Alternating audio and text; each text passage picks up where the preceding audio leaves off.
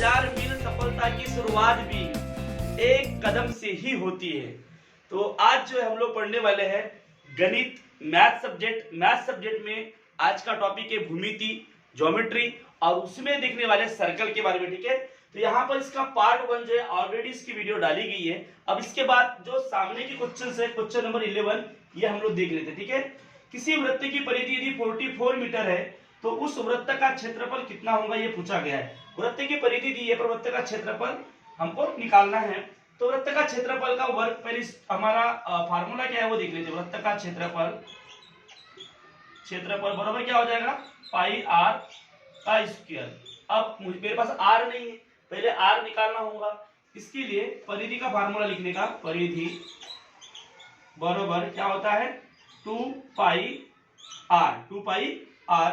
अब परिधि कितनी है 44। सबसे पहले आपको यहाँ पर जो है आर निकालना होगा, ये आर निकालना होगा 2 इंटू 22/7 इंटू आर। तो आर इज इक्वल टू क्या हो जाएगा 44 इंटू, ये इनवर्स हो जाएगा, ये ऊपर चले जाएगा। ठीक है, 7/22। उसके बाद हमेशा देखो कोई भी संख्या जो होती है उसके नीचे में एक होता है, तो ये जो है एक ऊपर चले जाएगा इंटू 1/2 हो जाएगा। ठीक है, अब क्या हो जाएगा 22 कट जाएगा 2 बार, और ये 2 कट जाएगा। ठीक है, 7 1 7, मतलब r is equal to 7। r मुझे मिल गया तो बड़े आसानी से मैं वृत्त का क्षेत्रफल निकाल सकता हूँ। वृत्त का क्षेत्रफल क्या हो जाएगा 22/7 इंटू 7 इंटू 7। ठीक है, 7 7 कट, और 7 इंटू 22 क्या हो जाएगा 7 7 दूनी 14 14 की 4 हासिल का 1, 7 दूनी 14 और 15 154 मीटर वर्ग।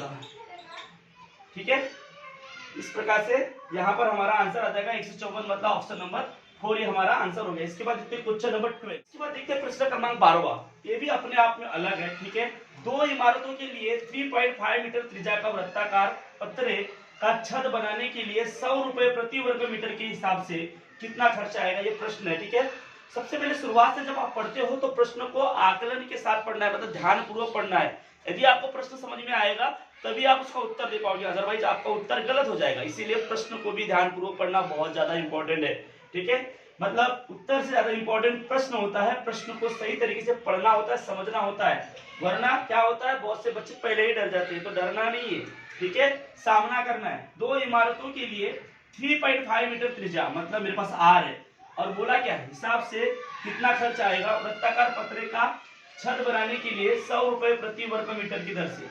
पर दो इमारतों के लिए 3.5 मीटर त्रिज्या का वृत्ताकार है। सबसे पहले क्या करना पड़ेगा, उस दो इमारतों के लिए 3.5 त्रिज्या, मतलब इस प्रकार से वृत्ताकार पत्रे रहेंगे दो। ठीक है, वृत्ताकार पत्रे रहेंगे, इसकी त्रिज्या कितनी है 3.5। ठीक है, पत्रे का छत बनाने के लिए 100 रुपए प्रति वर्ग मीटर अगर आ गया, मतलब समझ लेना कि यहाँ पर क्षेत्रफल निकालना है। क्या निकालना है, क्षेत्रफल निकालना है। तो वृत्त का क्षेत्रफल बराबर क्या आ जाएगा, वृत्त का क्षेत्रफल बराबर आपको पता है सूत्र क्या है, पाई आर का स्क्वायर। अब आपके पास आर ऑलरेडी है, तो क्या हो जाएगा 22/7 इंटू 3.5 इंटू 3.5। ठीक है, तो 7 5 35, यहाँ पर आ जाएगा 0.5, क्योंकि यहाँ पर जो एक के बाद पॉइंट है इसलिए यहाँ पर आ जाएगा 0.5।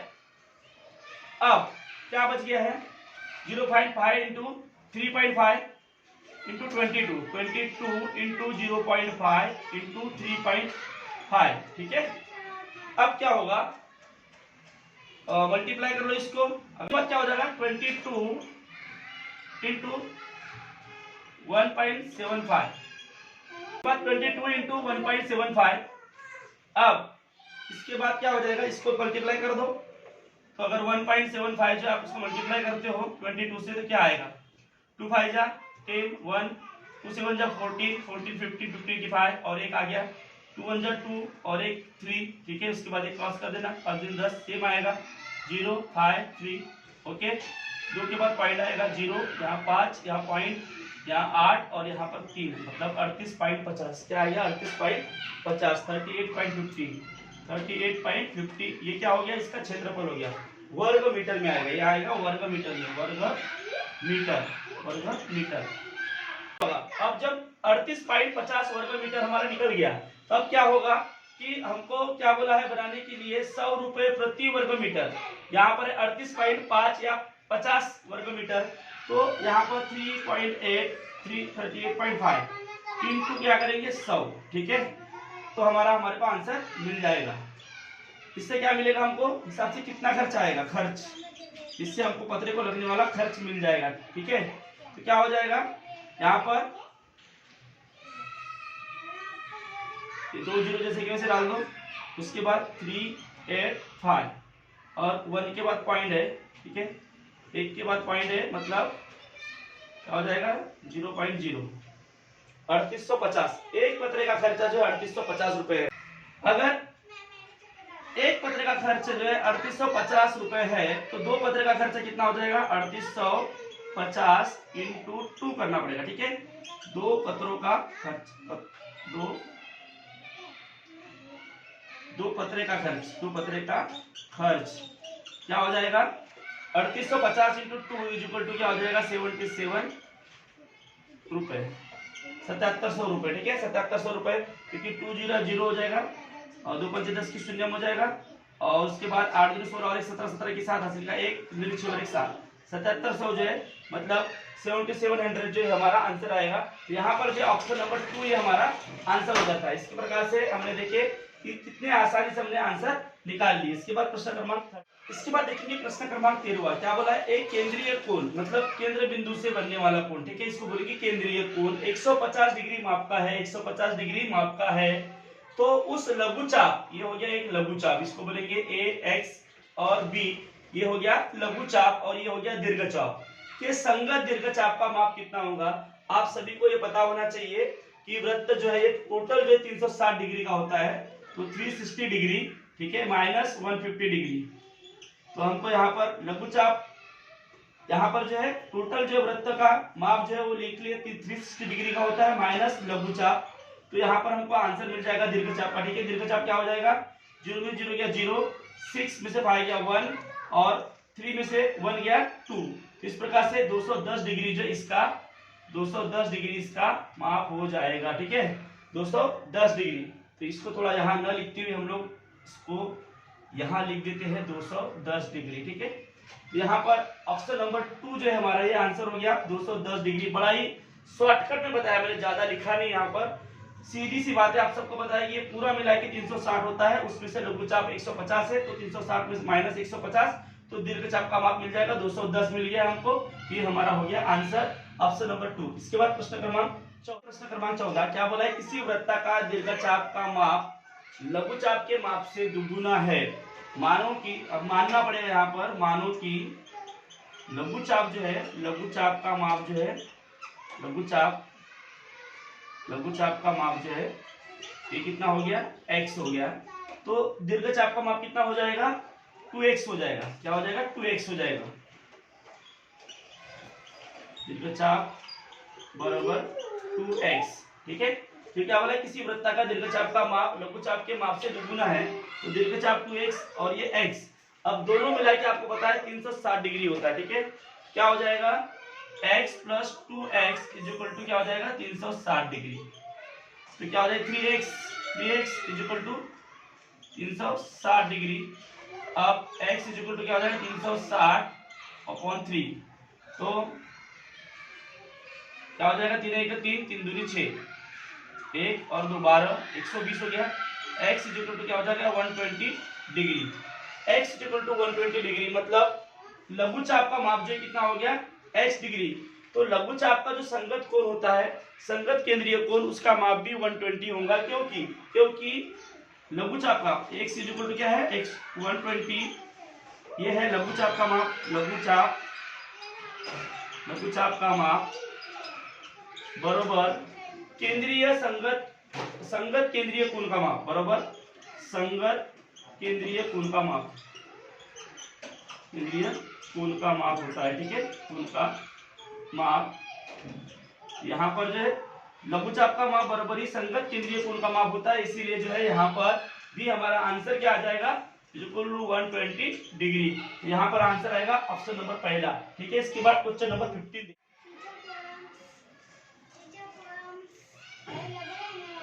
इसके बाद देखते हैं प्रश्न क्रमांक 15। प्रश्न क्रमांक 15 में क्या बोला है कि अंतर्लिखित कोण का माप, अंतर्लिखित कोण का माप, अंतरलिखित कोण का माप 65 डिग्री हो तो उसके संगत अंतखंडित चाप के केंद्रीय कोण का माप कितना होगा। इसमें फार्मूला क्या है, अंतरलिखित कोण का माप बराबर क्या होता है, अंतखंडित चाप का माप, अंतखंडित चाप का माप बटे 2, ऐसा हो जाएगा। ठीक है, अब यहाँ पर अगर अंतखंडित चाप का माप अगर निकलता है तो संगत केंद्रीय कोण का माप भी निकल जाएगा, क्योंकि दोनों भी इक्वल होते हैं। ठीक है, तो अंतखंडित चाप का माप बराबर कितना हो जाएगा, यहाँ आएगा 65। ठीक है, अब ये मुझे पता नहीं है, x मान लो अपॉन 2, क्या हो जाएगा अभी, ये जो है 65 ये इनवर्स हो जाएगा। ठीक है, यहाँ पर आ जाएगा x equal to 65 upon into 2। ठीक है, क्योंकि x जो अभी इधर आ गया ये गुने में आ जाएगी, आपको पता है इसकी चेक है। ठीक है, ये गुने में आ जाएगी तो क्या हो जाएगा, x इक्वल टू अर्जुन 10 की शून्य हासिल का 1 6 12 और 1 13, 130 डिग्री। 130 डिग्री x मतलब अंतखंडित चाप का माप। ठीक है, तो यहाँ पर आपको बता दूं कि अंतखंडित चाप का माप बराबर होता है, अंतखंडित चाप का माप बराबर ही होता है संगत केंद्रीय कोण का माप, संगत केंद्रीय कोण मतलब अगर अंतखंडित चाप का माप 130 है तो संगत केंद्रीय कोण जो है जिसका माप पूछा गया है उसका माप भी 130 डिग्री ही होगा। मतलब ऑप्शन नंबर 3 हमारा आंसर आ जाएगा। यहाँ लिख देता हूं संगत केंद्रीय कोण। ठीक है, इक्वल टू 130 डिग्री। समझ में आ गया, अंतखंडित चाप बराबर संगत केंद्रीय कोण होता है। मतलब अगर आपका अंतखंडित चाप का माप निकल गया इसका मतलब संगत केंद्रीय कोण का माप भी निकल गया, दोनों भी समान होते हैं तो 130 डिग्री हो जाएगा। इसके बाद जो प्रश्न क्रमांक देखते हैं हम लोग, इसके बाद देखते हैं प्रश्न क्रमांक 16। क्या बोला है, आकृति में मेजरमेंट APQ ये जो कोण है ये 50 डिग्री दिया हुआ है। ठीक है, PQ यह व्यास है, तो मेजरमेंट ऑफ चाप AZP, ये ZP ये वाला जो चाप है AZP ये कितना होगा ये हमको निकालना है। अब इसके कुछ नियम है, आपको बता दे रहा हूं कि ये अगर अर्धवृत्त में अगर कोई ऐसा त्रिकोण बनता है, व्यास के दो जो लास्ट के जो बिंदु है, व्यास के दो जो लास्ट के बिंदु है इनको मिला के जो भी त्रिभुज बनता है तो उसका ये जो कोण होता है ऊपर वाला ये हमेशा 90 डिग्री का होता है, समकोण होता है, ये होता है 90 डिग्री का, हमेशा याद रखना। ठीक है, अगर अर्ध व्यास के दो बिंदुओं को मिलकर अगर कोई त्रिभुज बनता है ऊपर में तो ये जो कोण है वो 90 डिग्री का होता है, इतना याद रखो। अब ये भी पता है, इसका मतलब आपका ये निकल जाएगा क्योंकि त्रिभुज के तीनों कोणों का माप कितना होता है 180 होता है, बराबर है। तो मैं यहाँ पर लिख दे रहा हूं कि मेजरमेंट ऑफ कोण APQ प्लस मेजरमेंट ऑफ कोण PAQ प्लस मेजरमेंट ऑफ कोण AQP is equal to 180 degree, बराबर है। त्रिभुज की तीनों कोणों का माप यदि मिला देते हो तो 180 डिग्री होता है। ठीक है, तो यहाँ पर P जो है कोण का माप है 50 डिग्री प्लस A का जो है 90 डिग्री प्लस कोण जो है AQP मुझे निकालना है। ठीक है, AQP निकालूंगा तभी इस चाप का माप मुझे पता चलेगा। कैसे पता चलेगा बताने वाला हूं, 180 डिग्री। ठीक है, तो कोण जो मेजरमेंट ऑफ कोण AQP इक्वल क्या हो जाएगा 90 और 1 कितना हो गया 140, 180 माइनस 140 क्या हो जाएगा, मेजरमेंट ऑफ कोण AQP इक्वल टू 40 डिग्री। ठीक है, अब ये निकल गया 40 डिग्री। ठीक है, ये कोण का माप निकल गया 40 डिग्री। अब आपको इसका नियम बता दे रहा हूं, ये जो कोण है अगर अर्धवृत्त में ये त्रिभुज बना हुआ है और इसका ये जो कोण है इसके आगे का जो चाप होता है वो उसके डबल होता है, इतना याद रखो। ठीक है, तो क्या हो जाएगा, अभी हम लोग लिख सकते हैं कि चाप क्या हो जाएगा AZP is equal to 2 into 40, direct लिख दे रहा हूं मैं 2 इंटू 40 मतलब 80। ठीक है, क्या हो जाएगा 80। यहाँ पर हमारा आंसर आ जाएगा, पहला है 70 डिग्री, दूसरा ऑप्शन है 90 डिग्री, तीसरा ऑप्शन है 80 डिग्री और चौथा ऑप्शन है 100 डिग्री। ठीक है, तो यहाँ पर ऑप्शन नंबर 3 हमारा आंसर हो जाएगा। ठीक है, इस प्रकार से प्रश्न क्रमांक 16 हमने देखे। इसके बाद क्वेश्चन नंबर 7, इसमें प्रश्न क्रमांक 17 किसी चक्रीय चतुर्भुज के सम्मुख कोणों का माप। अब आपको एक बात बता दे रहा हूं कि जो चक्रीय चतुर्भुज होता है, चक्रीय चतुर्भुज के सम्मुख कोण जो है, सम्मुख कोण समपूरक होते हैं, समपूरक होते हैं, समपूरक होते हैं, मतलब समपूरक होते हैं, इसका मतलब ये हो गया 180 के होते हैं। ठीक है, समपूरक मतलब 180 के होते हैं। यहाँ पर इसी चक्रीय चतुर्भुज के सम्मुख कोणों का माप जो है कितना है 3x प्लस, यहाँ पर सम्मुख कोण दोनों को जोड़ेंगे तो कितना हो जाएगा 180 हो जाएगा। तो यहाँ पर 3x plus 20 plus 2x plus 30 is equal to 180 degree. ठीक है, 180 हो गया। अब क्या हो जाएगा 3x plus 2x 5x plus क्या हो जाएगा प्लस, और ये भी प्लस है मतलब 50 इज इक्वल टू क्या हो जाएगा 180। ठीक है, तो 5x इधर 5x लिख दूंगा, 180 माइनस 50 कितना हो जाएगा x इज इक्वल टू यहाँ पर 130 अपॉन 5, तो हो जाएगा 26। देखिए 5 दूनी 10 और 5 छक्के 30 मतलब 26। ठीक है, 26, तो 26 x इज इक्वल टू 26 हो गया। तो अब क्या होगा आगे देखते हैं। ठीक है, x इज इक्वल टू 26 का मतलब ही हो गया 3x प्लस 20। ये पहले कोण का माप अगर मैं निकालना चाहूँ तो क्या हो जाएगा 3 into 26, 3 into 26 plus 20 is equal to क्या हो जाएगा 6 3 18, 18 की 8, हासिल की 1, 3 दूनी 6 और 7 प्लस 20 कितना हो जाएगा 8 और ये 7 8 9 98 डिग्री। ठीक है, 98 डिग्री मतलब इस कोण का माप, पहले कोण का माप हो जाएगा 98 डिग्री। अब दूसरे कोण का इसमें डाल दो आप। ठीक है, x का माप डाल दो, क्या हो जाएगा ये पहले का हो गया, ये दूसरे का लिखते। ठीक है, क्या हो जाएगा 2 इंटू 26 प्लस 30 प्लस 30 क्या हो जाएगा 26 गुना 2, 6 दूनी 12 की 2, हासिल का 1, 2 दूनी 4 और 1 5, 52 प्लस 30 कितना हो जाएगा 82 डिग्री। 2 8। ठीक है, 6 दूनी 12, 4 5 82 डिग्री।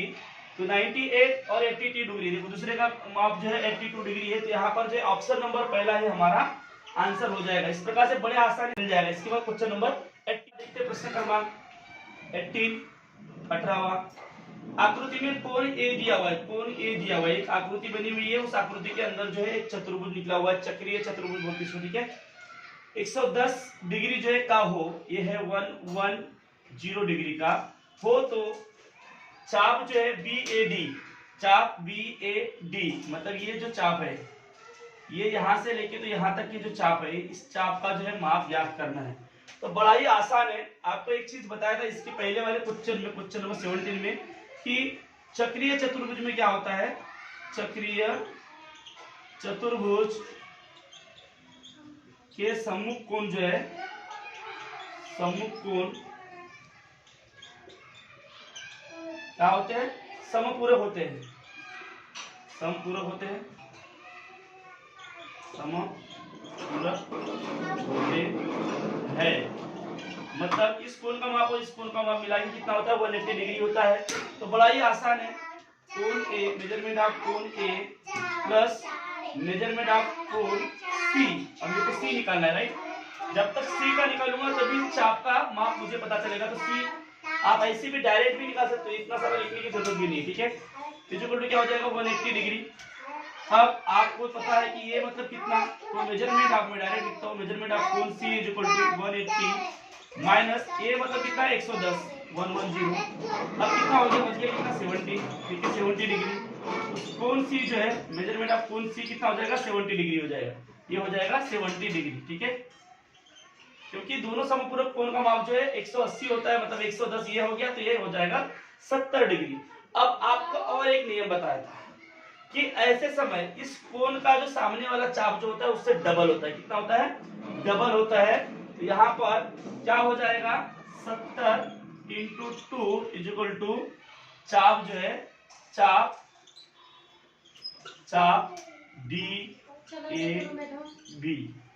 तो 70 इंटू डबल कितना हो जाएगा? 140। तो चाप डी ए बी बराबर 140 डिग्री। ठीक है, यहाँ पर हमारा आंसर आ जाएगा ऑप्शन नंबर 4। इसके बाद क्वेश्चन नंबर 19। आकृति में रेख ए बी और रेख सी डी, रेख ए बी और रेख सी डी दोनों भी वृत्त की क्या है? इस वृत्त की व्यास है। ठीक है, मेजरमेंट ऑफ कोण बीओडी ये आपको 40 दिया हुआ है। ठीक है, बीओडी 40 दिया है। तो चाप जो है बीएक्सी याद करना है। बीएक्सी मतलब कितना, ये हमको याद करना है। कैसे पता करेंगे? ठीक है, सबसे पहले आपको बताया हूं मैंने कि इस कोण का कि सामने वाली चाप उसकी डबल होती है, राइट, ये बता चुका हूं आपको। अब आपको ये पता होना चाहिए कि ये आधा वृत्त है और ये आधा वृत्त है।